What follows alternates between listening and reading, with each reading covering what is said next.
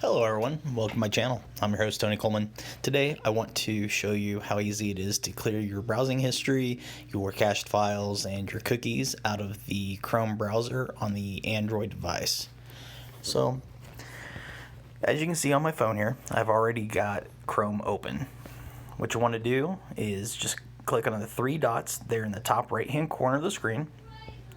And then about halfway down from your options there, you want to tap on History. It'll bring up the sites that you've recently gone to. As you can see, I've only got a handful here as I've already cleared out most of my own personal browsing information. But I did add a few here just to give you an idea of what it looks like. So to get rid of this, you just want to click on the Clear Browsing Data there at the top left-hand corner underneath the word History. Here you're given some options like browsing history, cookies and site data, cached images and files. You can select the ones you want to get rid of, and if you also want to, you can go to advanced where it gives you a lot of other options like saved passwords, form data that you have autofilled when you click on different pages, some site settings, so on and so forth. You can do all that stuff if you want. Most people, it's okay just to do the basic. It just depends on how advanced you want to get with wiping the data out of it. So once you've got the items selected, in this case I'm leaving the cookies and site data because I want some data saved for the purpose of going back to the websites I go to.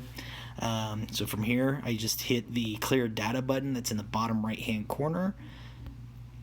It'll ask you if you want to delete the data from certain sites that you go to quite often. In this case, I don't mind, so I hit the clear button here. You'll see it all disappear here in a sec. And there it goes. So that's all there is to it. You can now get out of your browser if you want, close out of it. All your cached files have pretty much been deleted at this time. If you got any questions, feel free to drop those in my comment section below. Please subscribe to my channel, and if you would like to get notifications for when I upload additional videos, please hit that bell button that will give you notifications. So that's all I got for today. Until next time, have a good one.